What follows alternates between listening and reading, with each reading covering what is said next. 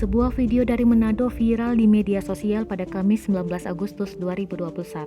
Pasalnya, dua video yang berdurasi masing-masing 42 detik dan 25 detik memperlihatkan jenazah seorang pria yang baru dikeluarkan dari makam lamanya masih dalam kondisi utuh.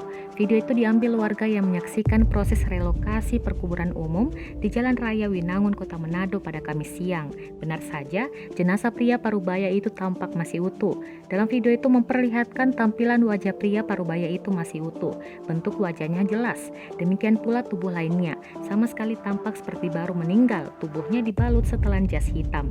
Jenazah pria tersebut hendak dipindahkan dari peti lama ke peti baru yang sudah disiapkan sebelum direlokasi.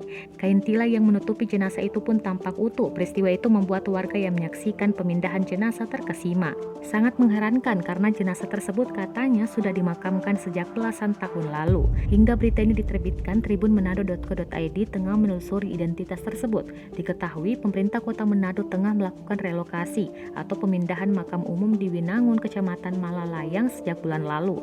Ratusan jenazah yang dimakamkan di situ dipindahkan ke lahan perkuburan milik Pemkot Manado di Kayu Watu, Kecamatan Mapanget, Manado.